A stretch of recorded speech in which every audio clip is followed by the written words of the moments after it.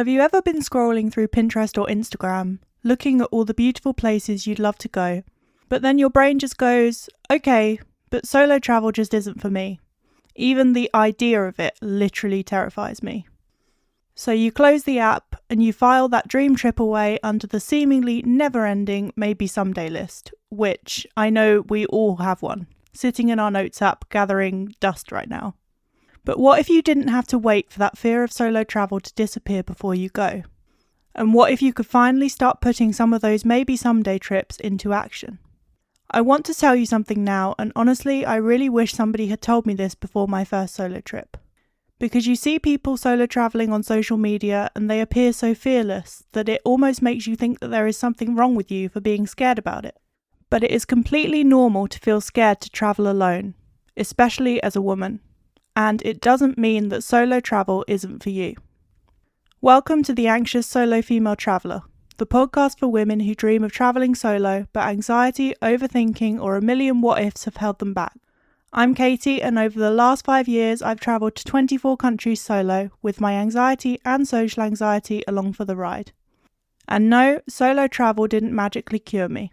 I still overthink, I still get anxious, I still have moments where I wonder why on earth I booked the trip in the first place. But I go anyway. And honestly, I wouldn't trade the experiences I've had for anything. So today, let's talk about why solo travel fear feels so massive, why it's actually completely normal, and why I still get scared before every solo trip I take, even after 24 countries. Okay, so let's start with why this fear feels so huge in the first place, because I don't think this gets explained properly very often. Fear literally thrives on the unknown. That's just how it works. Your brain doesn't actually have any real information to work with when you're heading into a new situation, right? So it fills in the blanks with the worst case scenarios instead. And let's be honest, solo travel is one of the biggest unknowns there is. You're in a new country, you're exploring a new city, and you're doing all of that without anyone else there for backup. So of course your brain panics a little bit. It's completely natural. It's literally hardwired to think unknown equals unsafe, and then to try and trigger a fear response to pull you back to your comfort zone. And this is where all of the what-ifs come flooding in. So you've probably felt them before you've even considered solo travel. So things like, what if I panic? What if I get lonely? What if I'm not brave enough to actually do this? What if something goes wrong? I'm guessing that at least a few of those probably sound familiar. And I'd put money on you having a few more of your own to add to that list too. Because honestly, we all do. And I think if you're already someone who deals with anxiety generally, so like me, this fear gets amplified even more. Because your brain is already primed to look for danger. And now you're handing it a brand new city, a new language potentially, and no familiar faces to fall back on. So of course our anxiety is going to have an absolute field day with that. But here's the thing. So those what ifs aren't proof that solo travel isn't for you, even if they might feel like it. And they're not proof that you're too scared to do this. They're just your brain's totally natural instinct trying to protect you from something unfamiliar. And seriously, that's genuinely all it is. And I think this gets even worse when we try to plan the whole trip out in one go. And so many of us do this, you'd be surprised. Because the fear then feels enormous when you're picturing the flights, the hotels, the unfamiliar language, being alone for days on end, what to do, where to eat, all of it, all at once. I mean, it sounds like a lot even just saying it. And when you're already stepping outside of your comfort zone, that is almost always too much, way too soon. So instead, I like to think of solo travel a bit like walking up the stairs, rather than taking an elevator that leaps straight to the top in one go. And I know that's a bit of a random analogy, but stay with me here. Because basically what I mean is you don't need to take the whole thing in one giant leap. You just need to take the next one tiny step. And honestly, if you remember anything from this episode, just please let it be that. Fear feels massive when you try to imagine the whole trip at once. But break it down into one tiny step at a time and suddenly it feels a lot more manageable. Now let me actually tell you what this looked like for me, because I definitely did not feel calm or confident before my first solo trip. I'd dreamed of going to the Christmas market in Montreux, so in Switzerland, for ages. Mainly because I really wanted to see the flying Santa playing his ukulele, which, honestly, if you haven't seen it, it is very cool. And yes, if you've heard episode 1, Solo Travel Anxiety, Why Waiting to Feel Ready is the Real Problem, I have mentioned this before. I'm not obsessed with the flying Santa, I promise, although maybe just a little bit.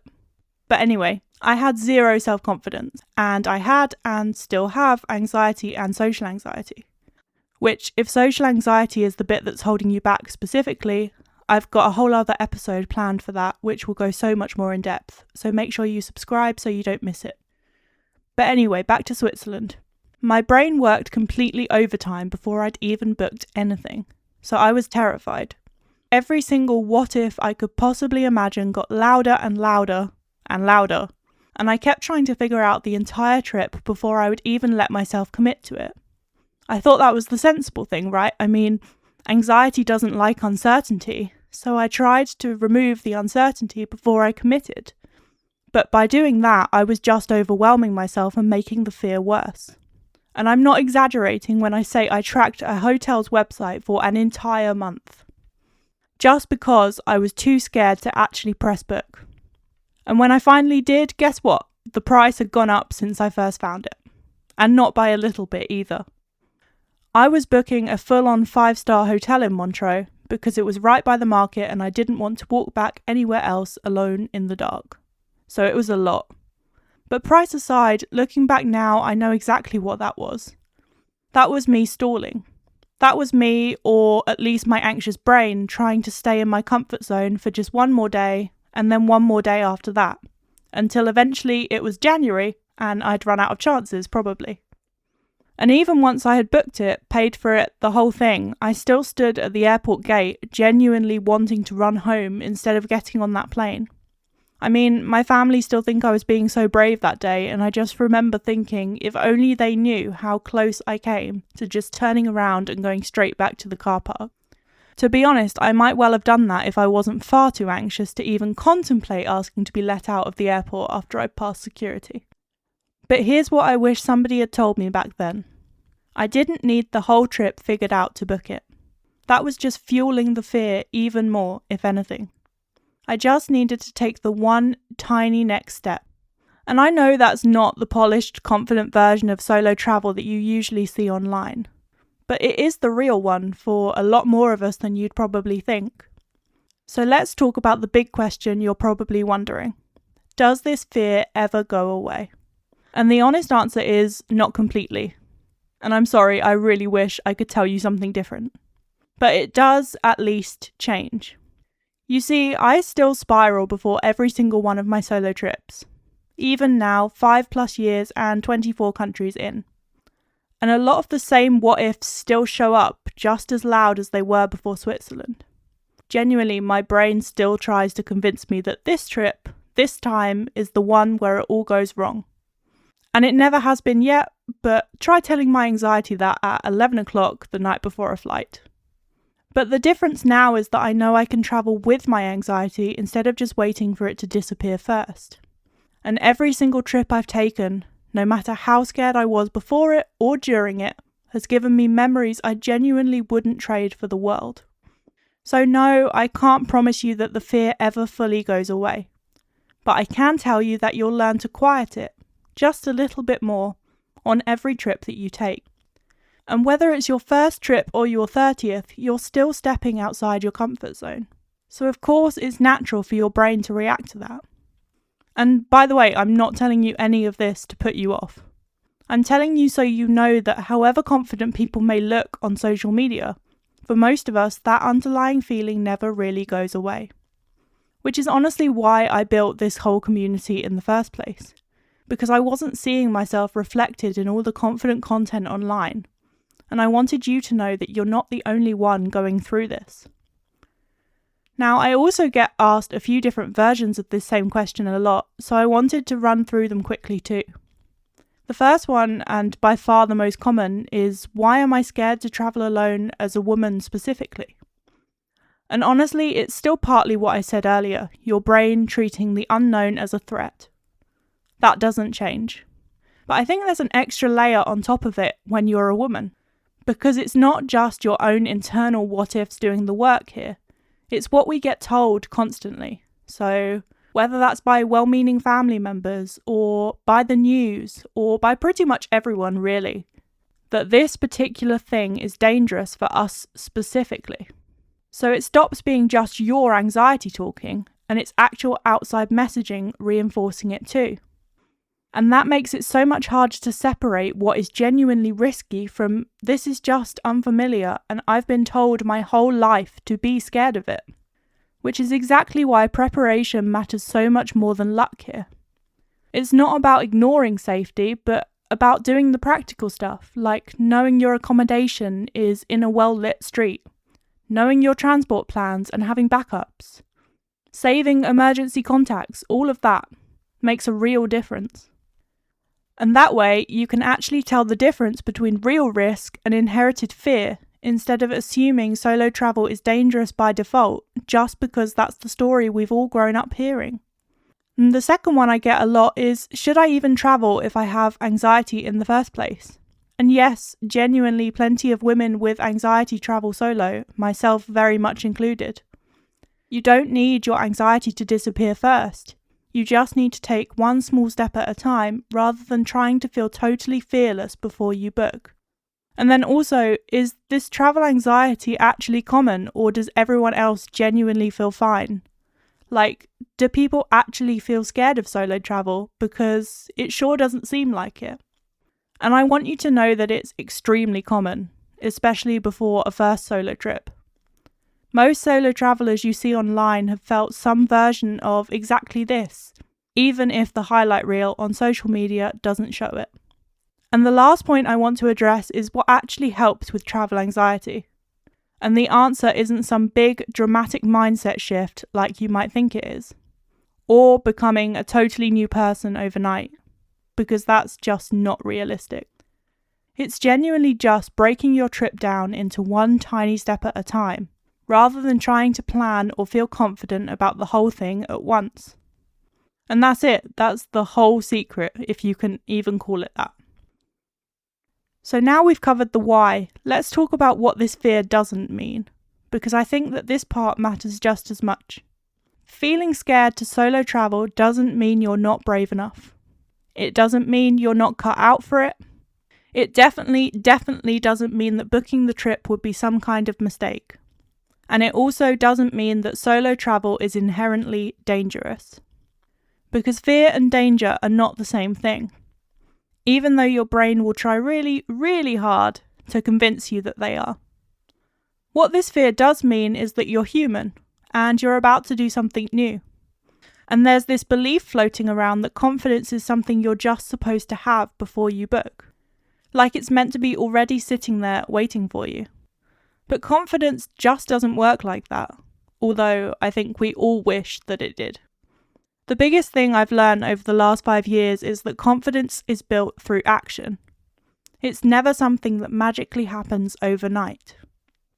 Instead, it's built one small step at a time, the same as pretty much everything else in life. So before we wrap up today, I want to give you one small practical thing to try this week. And no, it's not booking a flight or booking anything, so don't worry. Right now, that feeling of I'm scared to solo travel probably feels far too huge to ever get through. I mean, I know that's exactly how it felt for me before my first solo trip. So here's the one tiny step I want you to take instead. Get specific. So what I mean is, instead of just saying I'm scared, I want you to actually write down the what if underneath it. Because fear is really just a bunch of what ifs disguised as one big, overwhelming emotion. And I actually pulled a few of mine straight from my own journal before that first trip to Switzerland. And I had written things like, what if I get lost and can't find my way back to my hotel? Which, let's be real, my hotel was this massive 5-star hotel right on the banks of the lake. I don't think I was going to miss it. But still, it was a real fear that I had. Or, what if I have a panic attack and there's no one around to help me? What if people think I'm weird for being alone? What if something unsafe happens to me and I don't know what to do? Those are just some of the journal entries before that trip, although my journal entries were nowhere near as concise as that. There was a lot of rambling that I had to go through to get those examples. But anyway, I promise you, once you actually write them down, they look a lot less terrifying on paper than they do at 2 a.m. in your head. Because naming the what if behind the fear does two really important things. First, it shrinks the fear down into something way more manageable.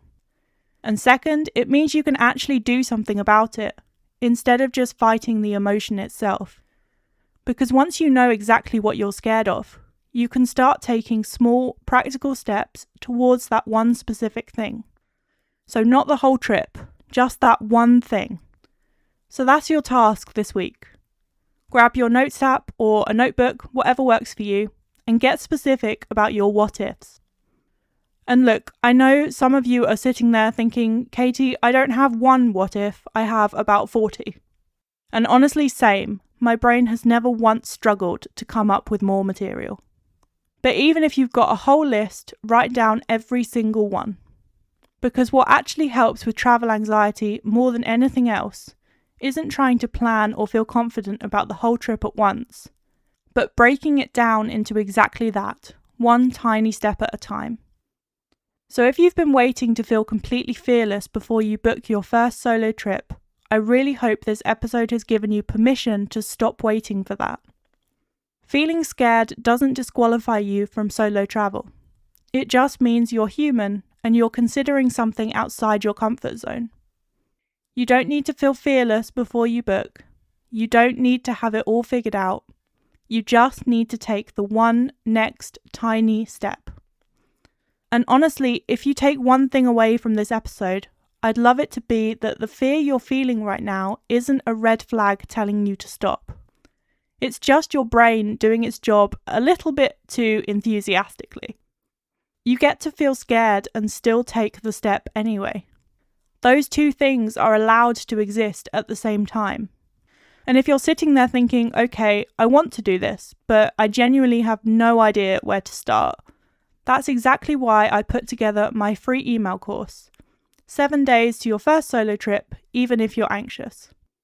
It takes your first trip and breaks it down into a small, doable step each day, so it feels manageable instead of overwhelming, rather than you sitting there trying to plan the whole thing at once and then scaring yourself off it completely. Honestly, it's the step-by-step guide I wish somebody had handed me before I spent a whole month refreshing that Swiss hotel page. I'll leave the link in the show notes or in the description if you're on YouTube if you'd like to join for free. And in the next episode, we're going to build on this even more and talk about how you actually build the confidence to take that first solo trip. One small step at a time, even if you're anxious. If that sounds helpful, make sure you hit subscribe so you don't miss it. And I'll see you next week in the next episode.